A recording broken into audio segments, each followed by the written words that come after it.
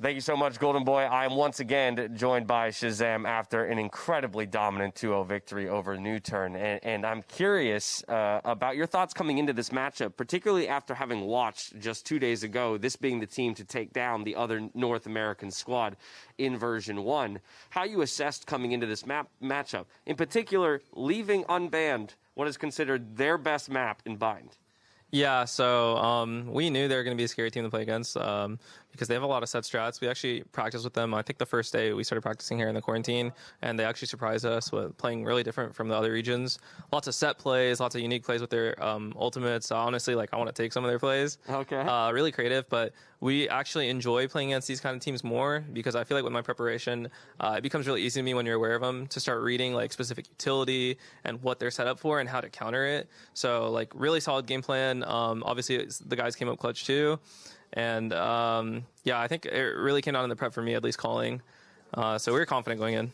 I mean, that said, you mentioned kind of their set plays and their compositions. They're vastly different from what we see in a lot of the other regions. I'm seeing Breach with double duelist and things like that.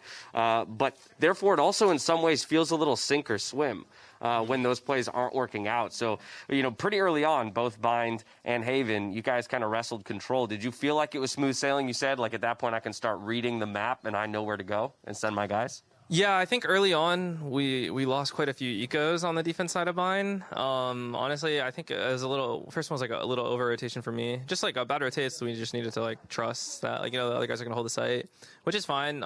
At least the game plan worked, the gun rounds, there are good adjustments. So when it came to Bind, we switched up our ban because we knew Bind, they're undefeated or something, and it's a really good map for them. But I also know that means that, they're running a bit of the older meta quote unquote comps. And so they're not going to change anything because it's been working for them for so long. Right. They dominated Sharks on it. So that's why I kind of baited it. I knew they would pick Bind. And then I could just create a game plan for it for sure.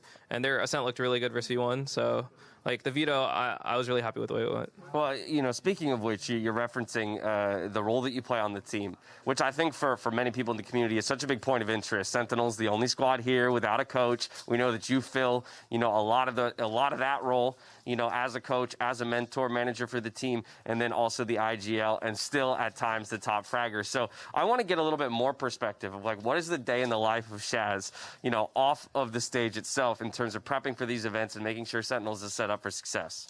Yeah, so we still don't have a coach. I mean, eventually I'd like to get one just to ease the workload.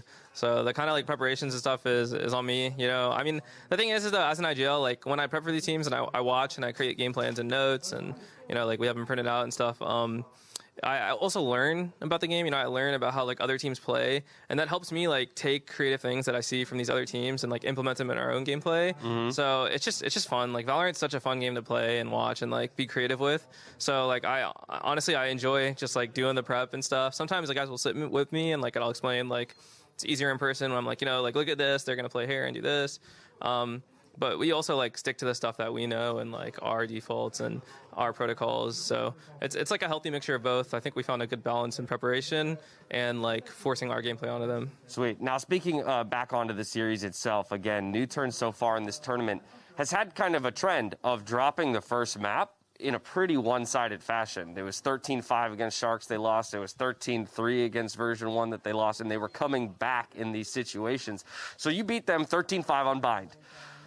I would imagine there's some confidence that's built just off of a dominant scoreline, but at the same time, were you trying to couch expectations? Guys, look, this is a situation they've been in many times before, and they're perfectly capable of coming back from?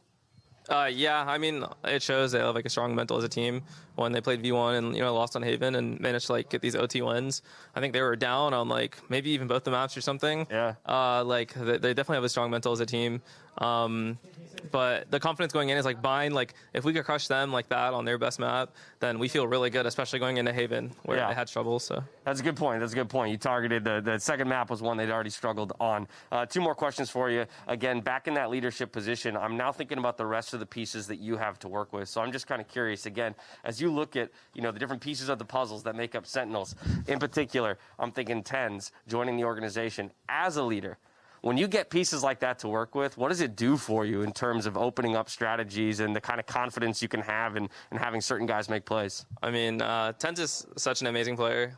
He really surprised me when he stood in for us and how, well-rounded of players. You know, people like compliment his mechanical skill, but like as a teammate, he's always open to criticism. He's always open to listening. Like his communication's good. Honestly, I'm just like so impressed to be like, we're lucky to have gotten him. Outside of that, like, you know, sometimes he'll go for his crazier plays and I'll have to reel him back. Like, no, just do this. Trust me. And then sometimes like, I'll be like, all right, go for it. Like do the crazy play and it works. Like sometimes you have to let these players do the stuff that might seem a little bit more risky because that's how you frustrate another team. Like you get away with a crazy round you probably shouldn't have. Yeah. So that mixture of experience and kind of a young, unbridled talent is so interesting to watch, you know, kind of come into a confluence. But finally, you're at the top of the mountain now, and you're waiting for your opponent in the grand final. So looking down below you, you've got a few teams fighting to make it up there and challenge you overall, but you guys have looked in some ways untested so far with the dominance that you've displayed. What's your message for the teams below you looking to join you up there at the top? Good luck. You're going to need it. I mean, it's a best of 5, and we kind of like kept the bind hidden until now. So just, you know, whoever we play, good luck. All right, good luck. You're going to need it. Any idea who you're going to play? I have no idea. I think all 3 of the teams are really strong. Honestly, I expect either Liquid or Fnatic. Both of them seem to have like been getting their groove, and I respect both teams. So. All right, well, 3 challengers left looking to fight against Sentinels in that grand final who await them on Sunday. But ShahZaM, thank you so much for taking the time to interview with me today. Congratulations on the victory. Thank you, man. Appreciate it. All right, from here, we're heading back to Golden Boy and the crew to close out the day. Thank you so much,